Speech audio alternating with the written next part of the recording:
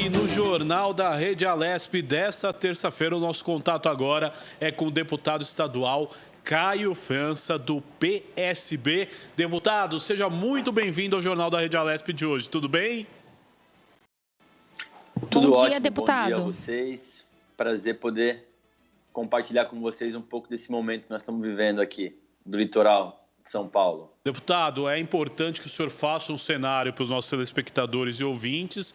Como está a situação aí no litoral de São Paulo? Qual que é a sua visão aí das medidas que foram tomadas pelo governo do estado e também pelo governo federal? Qual o seu raio-x de momento, deputado? Olha, primeiro que é uma crise que, infelizmente, ninguém estava preparado para poder combater. Então, as medidas emergenciais são necessárias. Eu estou acompanhando, nós votamos aí 4 projetos nesse sentido aí na Assembleia Legislativa. Espero que ainda nos próximos dias a gente possa votar mais projetos de deputados que possam melhorar ou minimizar, na verdade, os impactos trazidos pelo coronavírus. E aqui na Baixada Santista não é diferente muito do que a gente está acompanhando no restante do estado de São Paulo, né? As prefeituras tentando se organizar para poder aumentar o número de leitos, comprar respiradores, orientando as pessoas a permanecerem em casa, aquelas pessoas que podem ficar em casa. Cidades com mais prejuízos, com mais prejuízos não só de vidas, mas também econômicos, né? A cidade de Santos é a cidade hoje que mais tem casos infectados e, infelizmente, mais óbitos também. Talvez por ser a cidade principal aqui da região, a cidade onde tem os principais serviços, as demais cidades também têm problemas, mas os impactos, por enquanto, ainda são menores. São Vicente, que é a minha cidade, a cidade que eu resido, foi inclusive a cidade com o melhor índice de isolamento social do estado de São Paulo, nas cidades de mais de 200 mil habitantes, o que é motivo de muita alegria, mas ao mesmo tempo que não pode ser motivo de relaxamento por parte das pessoas. Foram 68% das pessoas em isolamento social no último feriado. No mais, estamos aqui acompanhando, dando força aos prefeitos para que a gente possa aumentar o número de leitos de UTI, aqui as cidades todas se adaptando a esse novo formato. E, enfim, e a gente também pedindo aos amigos aí da capital e que com frequência vêm nos visitar aqui na Baixada, que nesse momento possam permanecer nas suas residências, porque o momento é de preservação das vidas, dos familiares, dos amigos.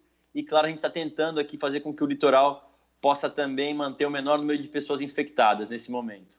Agora, deputado, é importante a gente falar um pouquinho também do projeto de lei 166 de 2020, que visa a suspensão dos pagamentos das dívidas dos municípios paulistas, um projeto de sua autoria nesses tempos tão difíceis. Deputado, eu queria que o senhor falasse um pouco da importância dessa sua proposição.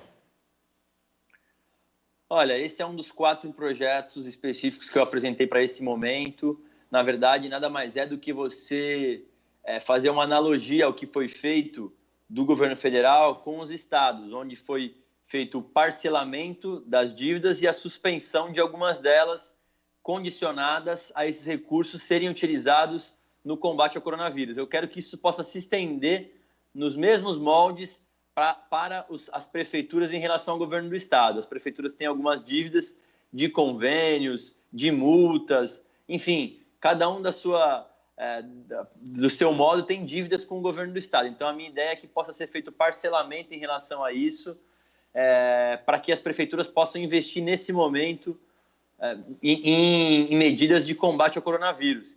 E eu fiz isso em outras esferas também. Por exemplo, fazendo com que os moradores que têm hoje um imóvel da CDHU, que a sua parcela possa ser, nesse momento, suspensa, para que depois essas parcelas possam ser divididas em outras parcelas assim que a gente terminar o estado de calamidade. Porque nesse momento, ao meu ver, o principal, o primordial é que as famílias possam ter condições de comprar coisas para o seu sustento, em especial alimentação. Agora, deputado, importante também, o senhor falou de São Vicente, né, que é uma das recordistas em isolamento social nesse feriado de Páscoa, mas na conversa com os outros prefeitos da região, Como é que está a situação na Baixada Santista? Você acha que, eu digo a Baixada Santista, lógico, em geral, não só São Vicente. O senhor acha que a população se conscientizou desse isolamento social? Porque aqui em São Paulo, às vezes, a gente vai, passa na rua, o pessoal fazendo atividade física, passeando com o cachorro e, às vezes, não usando máscara, não tomando os cuidados devidos. Como é que o senhor sente aí na Baixada? São casos e casos, né? Assim como nas outras cidades também não é diferente. Tem pessoas que respeitam mais e pessoas que respeitam menos. Aqui algumas cidades tomaram medidas mais restritivas, por exemplo, colocando inclusive divisórias aqui no Calçadão da Praia, evitando que as pessoas possam fazer alguns exercícios. Tem cidades que estão se comportando assim e tem cidades que estão contando mais com a fiscalização das guardas municipais e com o bom senso dos moradores. Então, eu acho que é importante que a gente tenha, obviamente, uma consciência, né, de evitar medidas desnecessárias, né? Por exemplo, algumas pessoas que estão exagerando aí na questão das atividades físicas. Nesse momento é possível se fazer dentro das próprias casas ou dos apartamentos, quando for possível. Então, que essas pessoas possam ter uma consciência um pouco mais de cidadão, né? Pedindo que as pessoas possam, nesse momento, permanecer nas suas casas. Agora, tem pessoas também que, infelizmente, não podem, que têm que fazer alguma atividade física ou então que tem que trabalhar. Então, também a gente respeita essas pessoas e só pede que as pessoas utilizem todos os mecanismos já amplamente divulgados, como as máscaras, né? Eu mesmo estou aqui com a minha do meu lado, sempre que eu tenho que sair eu uso a máscara, ou então fazendo a higiene nas mãos todas as vezes que sai e que volta para sua residência. Infelizmente, nesse momento, é necessário ainda a preservação social, né? Então, que as pessoas que possam, que se mantenham isolados nesse momento. Acho que as medidas tomadas pelo governo federal em relação à questão das pessoas que são trabalhadores autônomos e mesmo das empresas são corretas, assertivas, ao meu ver. A gente precisa fazer com que essas medidas possam chegar mais rápido nas pessoas. Por parte do governo do estado, acho que também a maioria das medidas tomadas estão sendo corretas, com raras exceções, aí a essa última em especial do governador Dória, em relação a controlar, vamos dizer assim, as pessoas através das concessionárias de telefonia. Acho que poderia ter sido utilizado isso de outra maneira, por exemplo, como mandar mensagens para as pessoas, conscientizando. Enfim, acho que a punição ela tem que ser o limite do limite do limite. Nesse momento, a gente entende que é importante ir no convencimento das pessoas e não em prisão, punição e multa. Agora, por exemplo, deputado, o município de Porto Feliz, no interior de São Paulo, baixou um decreto onde quem andar sem máscara pela cidade será multado. O que o senhor acha desse tipo de iniciativa? O senhor acha que, de repente, isso pode se expandir ou é só uma questão de conscientização? A Praia Grande adotou medida semelhante aqui, uma cidade vizinha também aqui do litoral. O que é importante, no mínimo, se for acontecer isso, é que o próprio poder público possa garantir o fornecimento das máscaras, em especial para as famílias que não têm condição de adquiri-las. Então, eu vejo que algumas cidades estão fazendo isso através do seu fundo social e outras não. Eu penso que ainda é possível a gente adotar medidas de conscientização nesse momento. Como disse, sempre, antes de tomar uma medida nesse nível, é importante que a gente possa fazer o fornecimento para as famílias que não têm condição de comprar e, claro, também garantir que as famílias que tenham condição, que possam ter algum lugar para poder fazer essa aquisição, porque senão também não adianta você exigir que a pessoa ande de máscara, sendo que não tem nenhum local para você poder fazer aquisição disso, ou mesmo que seja uma máscara produzida pela própria pessoa em casa, mas no mínimo você tem que ter algum pano, alguma coisa para poder fazer. Então, acho que vale a pena, no mínimo, uma grande tentativa inicial de conscientização de aquisição dessas máscaras. Mas se for fazer isso de bate-pronto, sem prévia comunicação, fica complicado. Eu acho que no mínimo assim, olha, nós vamos dar uma semana para que as pessoas possam adquirir as suas máscaras. A partir da semana subsequente, aí sim as pessoas são obrigadas a andar de máscara, sujeitas a multa, se for o caso. Deputado, mais uma questão interessante.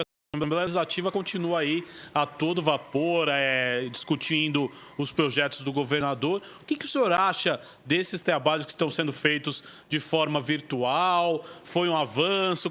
Qual que é a sua opinião sobre essa tecnologia? Com certeza é um avanço importante para demonstrar que a Assembleia pode, inclusive por videoconferência, tomar medidas importantes como essas que nós tomamos, na confirmação do estado de calamidade ou mesmo na utilização dos fundos especiais para exclusivamente o combate ao coronavírus. Mas eu também queria usar esse canal para poder reforçar a importância de nós votarmos projetos dos parlamentares. Tem muitos projetos importantes, eu citei aqui alguns deles de minha autoria, mas eu sei que outras bancadas também têm projetos tão importantes quanto, e eu espero que ainda essa semana, no máximo na semana seguinte, a gente possa votar os projetos de deputados que têm total consonância aí com o momento que nós estamos vivendo, de isenção de alguns tributos, por exemplo, fechamento dos pedágios, que é algo que hoje todo mundo cobra muito, a ampliação dos testes em massa, que também é uma tentativa que a Assembleia tem feito durante todos esses momentos, a utilização de hotéis e pousadas para os profissionais da área da saúde, para evitar o contágio. Enfim, tem muita coisa boa que pode ser aproveitada através dos trabalhos dos deputados. Deputado, eu gostaria também que o senhor deixasse aí uma mensagem de utilidade pública para os ouvintes, telespectadores da Rede Alesp e também para o seu eleitorado em relação aos cuidados que deve tomar, em relação a ficar em casa, deputado. Olha, a mensagem, claro, é para que as pessoas possam seguir as orientações sanitárias, das autoridades sanitárias, que são as pessoas que estudaram para poder viver esse momento. A gente está acompanhando países, aí, infelizmente, na Europa, que estão vivendo uma situação de muita preocupação, com muitos óbitos, países que estão com dificuldade de passar por isso. E eu tenho levado comigo uma máxima no seguinte: eu prefiro, ao final dessa crise, ter sido considerado, vamos dizer assim, um exagerado por tomar medidas como essa que nós estamos falando, do que se tornar um negligente e, infelizmente, ver pessoas da nossa família, amigos e até mesmo cidadãos morrendo por conta do coronavírus. A gente sabe que a ideia em relação ao isolamento social é justamente para você poder fazer com que a nossa retaguarda hospitalar possa atender o maior número de pessoas nesse momento. Então, se puder, fique em casa e, enfim, curta um pouco mais a sua família, faça home office, quem puder. Claro que, e quem não puder, a gente compreende, mas também que utilize todas as medidas e todos os equipamentos necessários, como máscaras, como luvas, se for o caso, e até mesmo a higiene frequente das suas mãos. Deputado Caio França, eu quero agradecer a sua participação no Jornal da Rede Alesp desta terça-feira. Até uma próxima oportunidade. Muito obrigado, viu, deputado? Eu que agradeço, um forte abraço a todos vocês também e, sem dúvida, nós vamos passar por esse momento juntos. Um abraço. Muito obrigado. Este é o deputado Caio França, do PSB, que participou da edição desta terça-feira do Jornal da Rede Alesp.